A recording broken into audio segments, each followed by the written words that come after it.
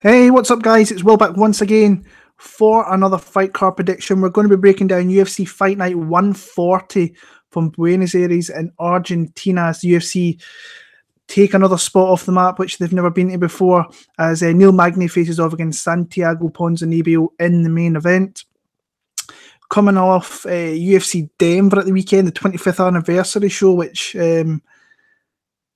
probably had the greatest knockout of all time with Yair Rodriguez with the buzzer beater right at the end. Crazy knockout. Upwards elbow as Zombie was coming in and absolutely clocked him and took him out.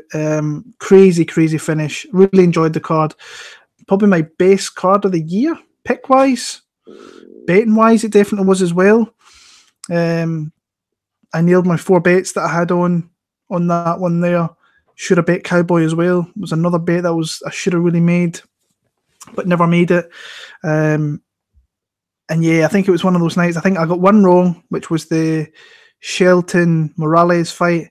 But I think 10 out of the 12 fights, I think I picked the correct method, or it might have been 11 actually of the 12. Yeah, it was 11 of the 12. I picked the correct method of the fight as well, which is something that doesn't happen all that often. So yeah, not expecting that to kind of keep going in this one here, but hopefully it does. It'd be nice if it did.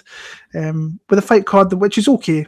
It's pretty standard actually. There is matchups I'm looking forward to. There are some certain parts I'm looking forward to. I have a couple of bets. If I remember at the end, I will let you know what they are, or even through the fights. Thank you to all the new subscribers. I think I gained about 20, which is awesome. Come in here, comment, subscribe, chat with other people who comment down below. Give me your picks for the card. If you're having any bets, let me know how that's going. But yeah, I appreciate all the support as always. Looking forward to kind of keep going and try and see if we can keep a good momentum going and getting some good picks here. I've got a couple underdogs I'm liking. So we're going to get into it straight away. Featherweight division. Nad Narimani against Anderson Dos Santos. Narimani had a couple of fights kind of switch up on him. He was supposed to face Enrique Barzola, which I think was going to be a tough fight. Then he had Sergio Giglio that came in. Then a couple of days later, he was out, and then Anderson Dos Santos has come in here. Dos Santos, from what I've seen, he lost his Saeed Nurmagomedov. That was on UFC Fight Pass. There's other fights out there. You can watch them as well on YouTube and MMA Core. I think it was a couple that were actually seen him. Very, he is quite old. He's like 33, 34 years old. He's cramming in. I think he's been in the sport all that long, and he's kind of cramming in as many fights as he can. I think this is his 5th fight of 2018. And so he's getting his opportunity in the UFC. I think that he tires really easily. I don't think he was ever in fight shape for this one, which is weird in saying because he's had fights in 2018, so he's been kept busy. Wouldn't surprise me if he had another fight by the end of the year if he wasn't in the UFC matched up. So solid. That's all I'm going to say. Nothing really stands out. I think he tires. I think he's going to be coming out here super aggressive to try and knock out Nad Narimani. And I think once he starts to slow down, I think Nad will absolutely just kind of just show that he is a higher kind of caliber fighter. Not that anything in Nad really stands out. I think he has fought the better opposition. I think he's got a well-versed, well-rounded game. Been 5 rounds. Came off that fight with Khalil Taha, which was a little bit of a back-and-forth brawl between them. He took more licks in that one, which I thought he would take. Went out there, won the fight nonetheless. I'm going to pick Nad Narimani to win via decision. Moving on, lightweight division. Devin Powell against Jesus Pinedo. And this fight that's going to be my most confident picks here, and it's going to be able to beat. I wasn't that too interested in looking into, and then I wasn't expecting too much when I did start to look into it. That's maybe what I should have said. But this is a potential betting point for me here. When I looked into Jesus Pinedo, I kind of liked a lot of what he's seen. The first thing I will say, he is very open to getting hit. Not super technical. He's got a really nice, rangy kind of long frame of a body, so he can fight pretty rangy when he wants to. Good in the clinch. Jiu-jitsu, I think, is solid. He's decent off his back. What I kind of like with his striking is that he doesn't throw singular strikes, and he doesn't stay in the same spot. He likes to kind of angle off a little bit. He finishes all his striking combinations with his hands with kicks at the end, which I love fighters that kind of do that. Throw the 1-2 and come up with a body kick or a high kick. The one thing that I didn't like, apart from the kind of leaving the kind of chin out there a little bit, is the fact that I don't think his wrestling's that good, and his caliber of opposition is obviously not that great. Coming from Peru, won a couple of titles in the Inca FC, which is kind of a regional promotion which is big out there in South America. He was a 2-time champion in the lightweight. I think it was the lightweight and the featherweight division, if I remember right. And I kind of like what I see. And I like the fact that he's facing Devin Powell, who I don't think is overly great either. So Devin Powell, I think the one thing that he does have over Pinedo here is UFC experience, UFC win over Alvaro Herrera. He was getting merked up in that one before landing that body kick as well. But he fights tough. He fights hard. Daryl Horcher fight, he fought like really, really tough. Same with the Drakkar Close fight, who I think are definitely better fighters than what Pinedo is at this point. But I think that Pinedo has, and actually I think he's got big ground and pound. I failed to mention that. That's something that I liked from him as well. I don't think Devin Powell's going to want to come out and wrestle with this guy. So for me, I'm very close to betting Jesus Pinedo. He's minus 165. The line is coming down, and he is someone that I am really looking at. But I'm going to see if that line keeps coming down. If it starts going back up, then I might jump on it. But like I said, I don't think Devin Powell's got anything maybe outside of heart and maybe a bit of durability. That maybe that's all he's kind of got over Pinedo. I think Pinedo is the better fighter everywhere the fight goes, personally. So Jesus Pinedo via, I think he stops Devin Powell. I think he stops him via TKO in the second round. Sorry about this, guys. So yeah, moving on to the prelims. And this was another fight that kind of surprised me. Laureano Staropoli makes his UFC debut, the kind of hometown guy from Argentina here, as he faces off against Hector Aldana. So the first fight I watched on this fight card last week after I finished this one was Tom Breeze against Cezar Ferreira. Since then, Tom Breeze has had to pull out. The second one, the lines were released pretty early for this one. The second fight was this one here. And it really, I could not believe the betting line when I seen what it was at that point. I think Hector Aldana was plus 220 and Staropoli was minus 250 or minus 200, in that range. So I went into Staropoli first because I knew nothing of him.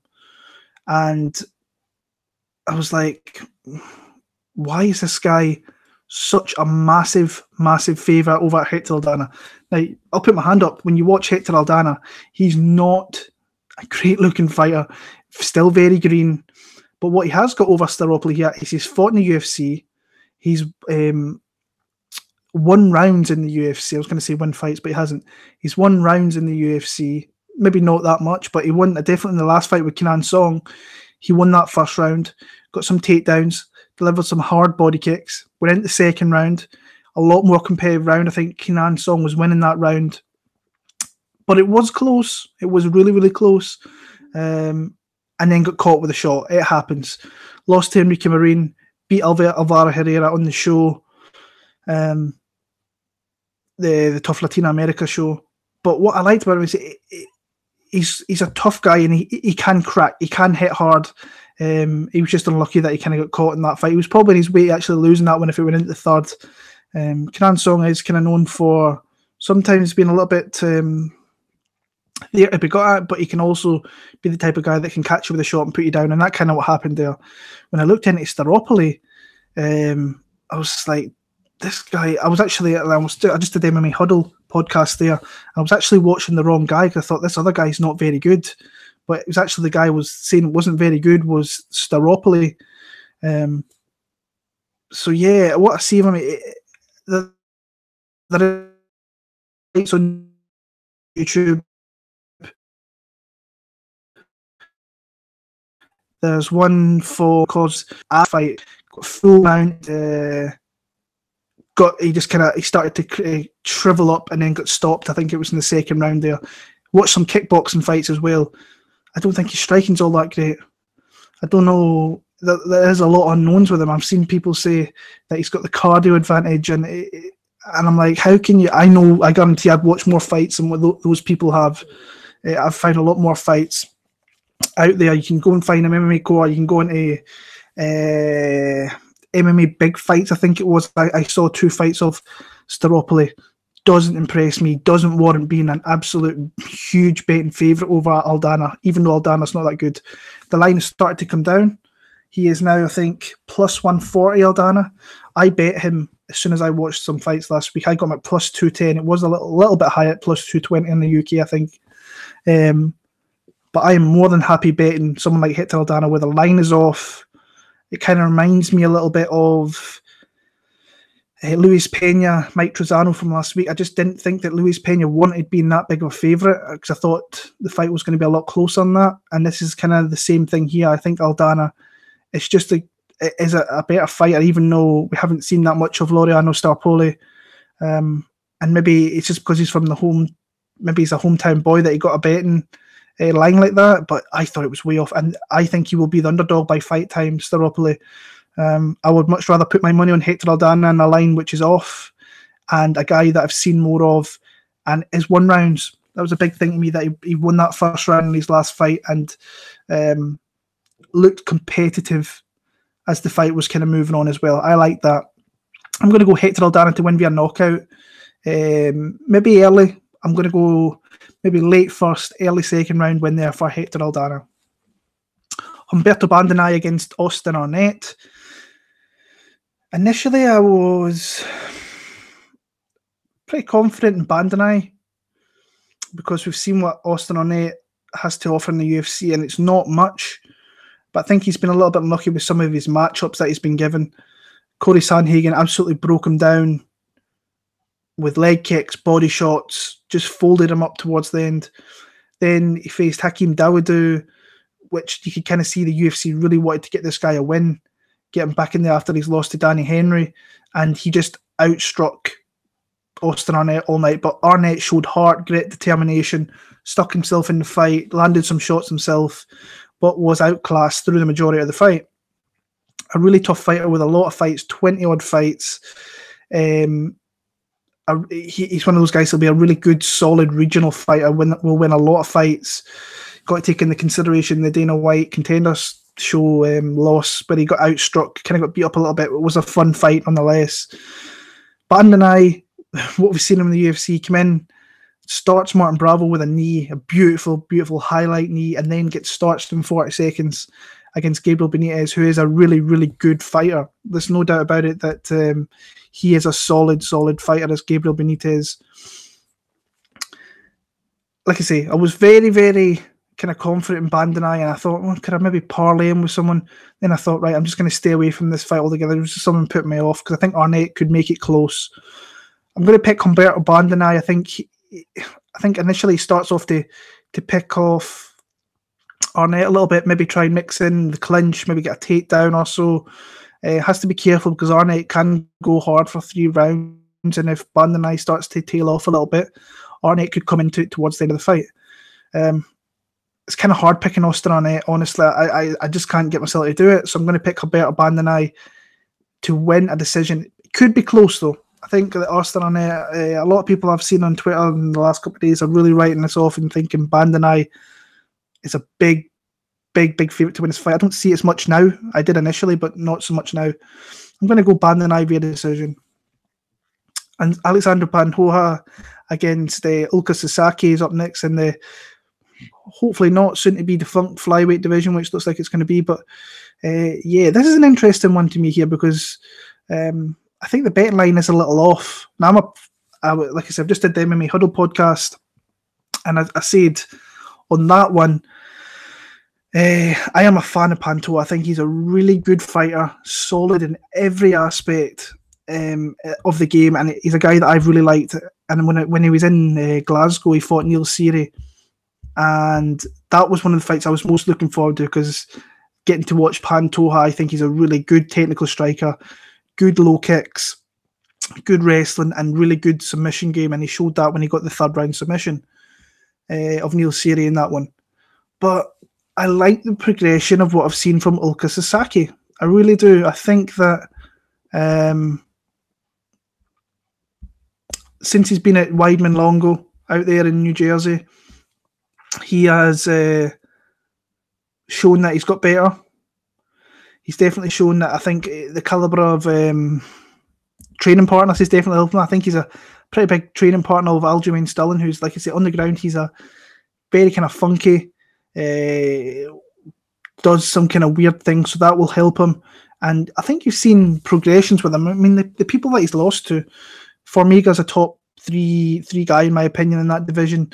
Wilson Heiss is a tough guy, but the fighters that he should be beating, your Willie Gates, he's getting them out of there. Janelle Lauser, Justin Scoggins, he's getting those guys out of there.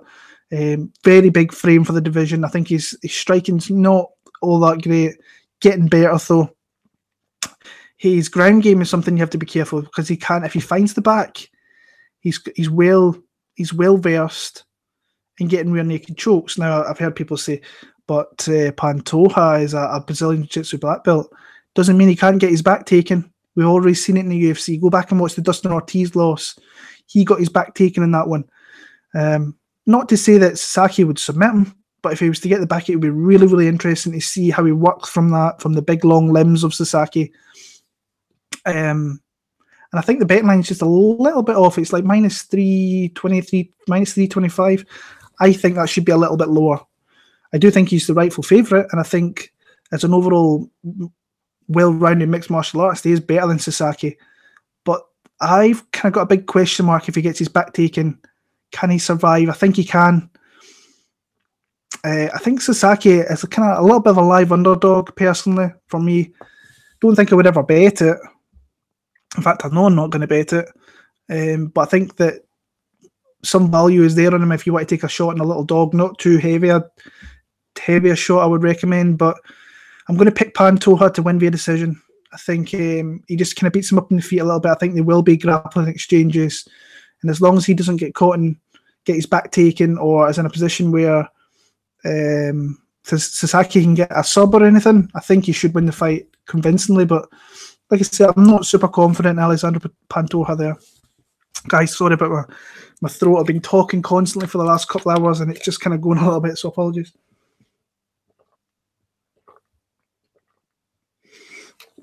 So, moving on to your main fight of the prelims here. Interesting fight. This one interests me a lot. Michel Prazares against Bartosz Fabinski.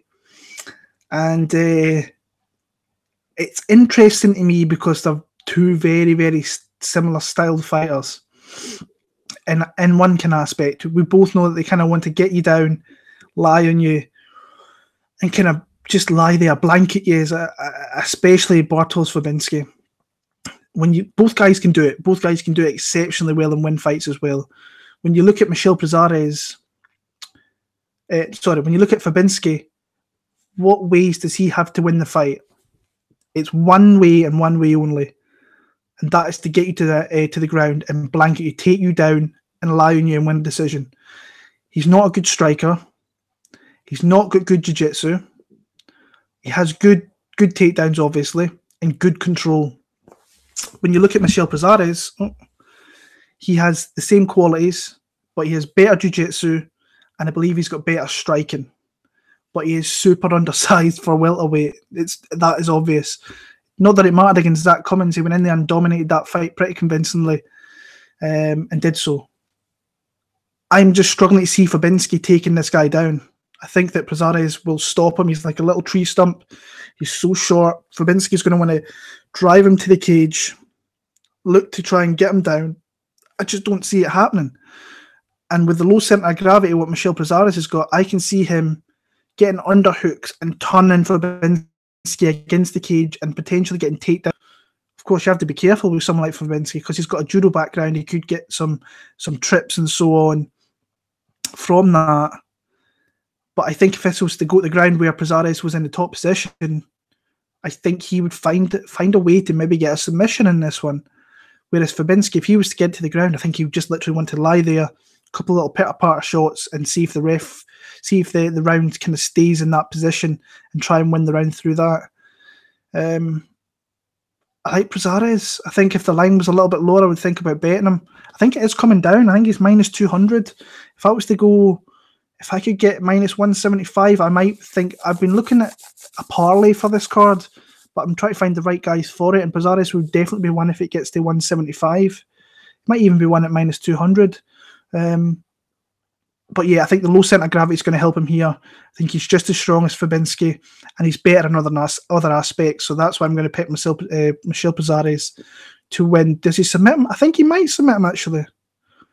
I'll go Michel Prazares to win via a submission in round number 3 against Bartosz Fabinski. Moving on to the main card. The women are kicking it off here with Cynthia Calvillo against Poliana Botelho. Interesting fight. One of the ones that jumped out at me pretty quick as being a interesting kind of mashy of styles and how it was going to go down.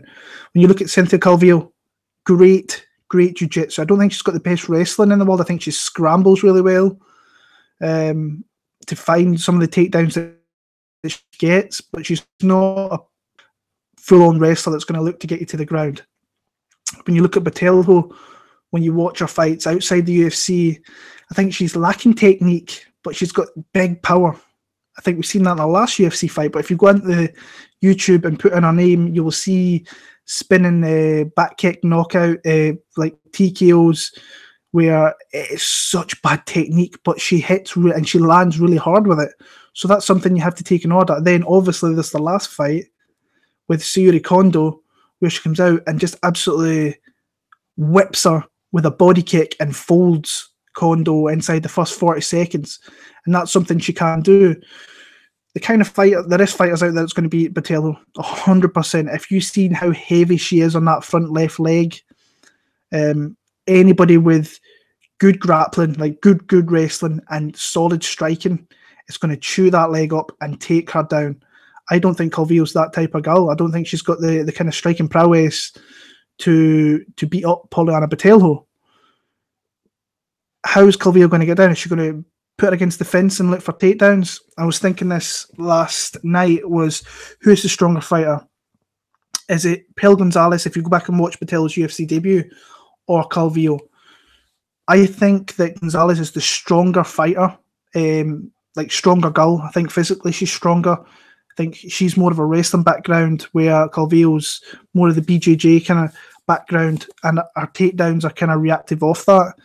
I think she is crafty with some of her takedowns as Calvillo, but when you watch the Pearl fight, she had a full body lock position, couldn't take her down. She had the hands clasped behind the legs, ready there for a double leg, couldn't take her down, had to run the pipe on the single leg, couldn't take her down.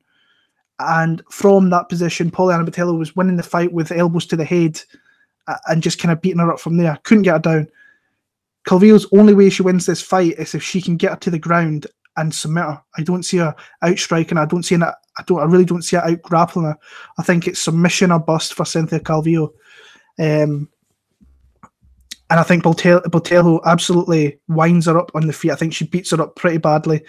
I think Jojo did a little bit of that. I thought that Calvillo really only won that fight because the last kind of 20 seconds or two of the round where she caught a submission and nearly got her. I thought that Jojo won that fight, but that might be a little bit of bias for me. Maybe I did bet Jojo in that fight, so I will put that out there. But I've bet Poliana Botelho. I think she knocks out. I think she TKOs Cynthia Calvillo in the middle part of this fight.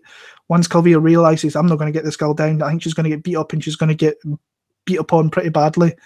I bet her. I think her line is minus 150. I bet her on Saturday at plus 100. I got her as an underdog. I was rubbing my hands once I run some of the fights that I watched, and I thought how this fight might play out. Plus 100, I'm in, and a nice underdog play there. which is probably going to be a sizable favourite by fight time. She's already a decent favourite. So yeah. Poliana Botelho, second round TKO. Bantamweight division, Guido Cannetti against Marlon Chito Vera. Kind of hesitant in this pick a little bit. It's going to be Marlon Vera because it's kind of hard picking Guido Cannetti in UFC fights, even though he had a really good performance last time out in Chile against the hometown guy in Diego Rivas. But he's old. He's old for the bantamweight division. Is he old enough where he can't win this fight? I'm not sure. He's been an alpha male again for this camp. I don't know what's kind of making me think that he's got a chance in this fight. It's because he's fighting in Argentina. Is he better than what Marlon Vera is? Because I don't think Marlon Vera is a great fighter, honestly. But I think he has more tools to kind of win the fight. I think he's got a better jiu-jitsu game, long-range striking game, kind of use teep kicks to keep Cannetti back as Cannetti's coming in. I think he might be the better counter-striker. Just has a little bit more tools. But for some reason, I think Cannetti's live in this one. I don't really know why, because I think that Vera is the better overall fighter. I don't know whether maybe taking the last fight with Rivas and maybe a little bit too serious. When you watch the fight with Kang, submitted easily, even though he started that fight fairly well. Beat Hugo Viana, that was 3 years ago though. Lost to Briones, got submitted. But I think that Marlon Vera gives you opportunities to kind of win rounds and win fights. I think we've seen that last time out. He did come in short notice against, who was it again? Wuji Buren. And Wuji was he was doing well in that fight until he kind of got caught in second rounds. Had some aspects. And by the way, the knockout, the body punch is absolutely beautiful. Absolute beautiful body punch to stiffen him up a little bit. Before that, lost to two very credible Brazilian bombers, Douglas de Silva de Andrade, John Lineker. Went the full 15 minutes with those guys. That's a feather in anybody's cap, in my opinion. And then wins over Brian Kelleher, losing pretty comprehensively to Brad Pickett before pinging him with a head kick and knocking him out. I'm going to pick Marlon Vera. I think he's got more ways to win the fight. I think he can boss it on the feet. I think he's got a better gas tank. I think he's got a better jiu-jitsu game. I still think that there is holes that Cannetti can pick at him a little bit. I think he will want to try and take him down, dominate from that, but that could be his downfall, get caught in a submission. I'm going to pick Marlon Vera. I'll pick him via submission. I'll throw a finish out there. Submission, late part of the fight there. So Marlon Vera for the win. Not super confident in that. It's probably going to be a least confident pick. And maybe we'll have a look down at the end of this and we'll see. Middleweight division, we've got Cezar Mutanchi Ferreira against Ian Heinisch. This was a fight. The very first fight I looked at in this card was Cezar against Tom Breeze. I quite liked Tom Breeze in that fight, so I thought he had a good chance, and this might have been a coming out party for him against someone in Cezar who's a tough fighter, took his licks in the past. Don't know how he made 170, because I've met this guy and he's huge. Like, he's so big. Like, he's big for middleweight. So to hit 170 and go to welterweight was crazy. I remember seeing him in Vegas. And Cezar, I think what he's did very well over the last couple of years, he's found ways to mask his bad chin, and that bad chin is never going anywhere. We've seen that with Alvi and Masvidal, where he got hurt pretty well. Even the CB Dollaway fight way back in the day, he got hit in the first round and put down. But he's found ways to kind of mask that there. He's decided he wants to use his jiu-jitsu skills, which he has very stifling jiu-jitsu, very stifling top game.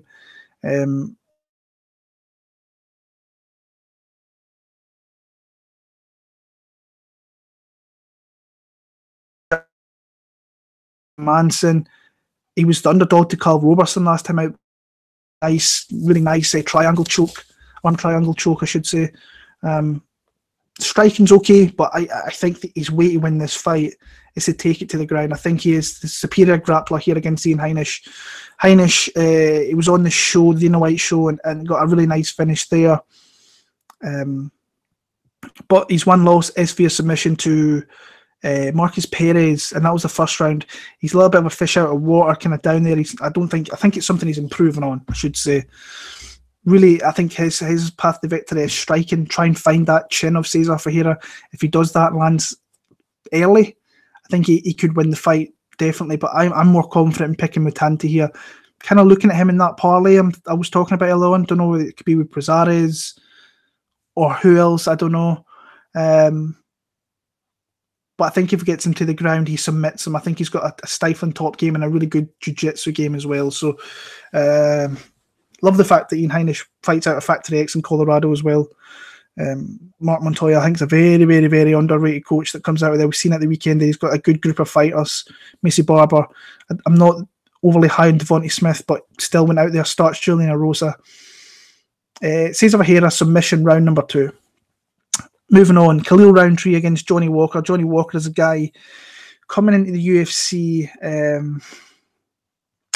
think from the Dana White Contender Series Brazil, where he fought Luis Enrique Silva, Frankenstein, and knocked him out. And he's a guy who has got a lot of knockouts. He's a guy I've seen over here in the UK, UC MMA, when he knocked out Stuart Austin.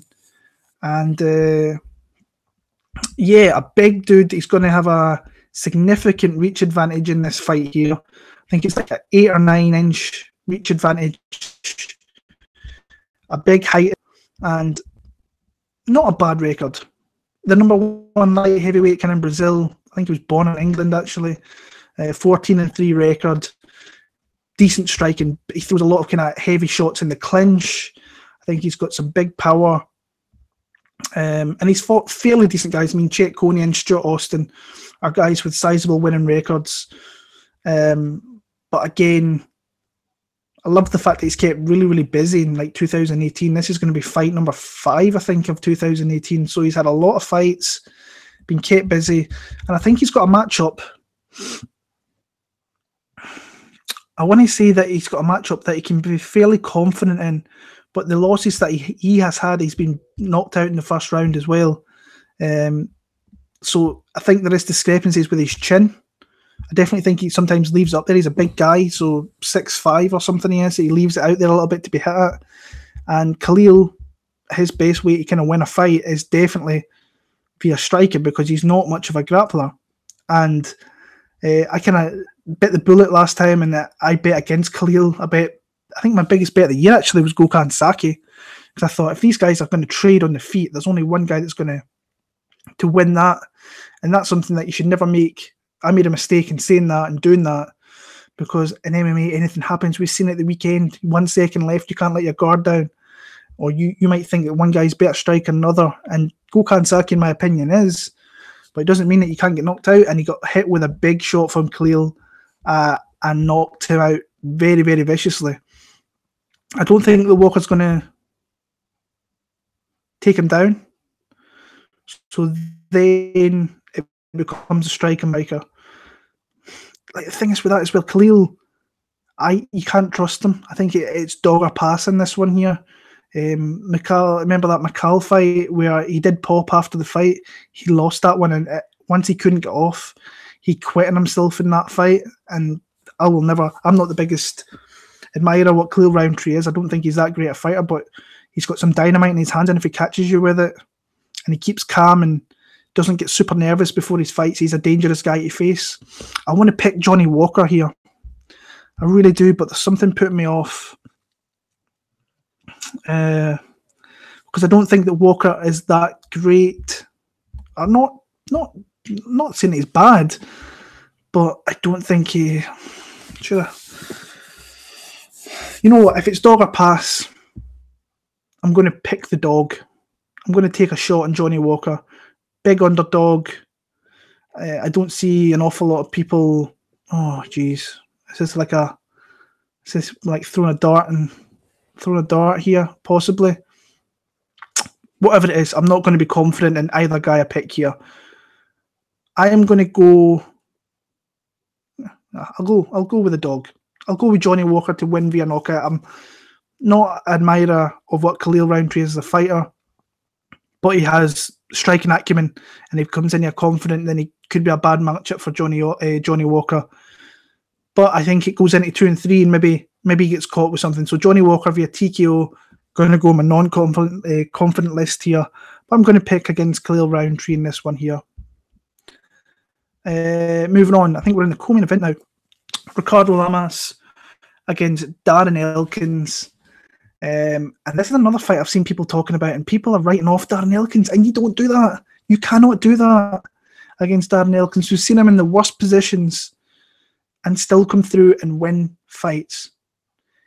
This is a fight I believe he can win. I think that Ricardo Lamas is definitely at that point where he can be got at and he can be out-grappled.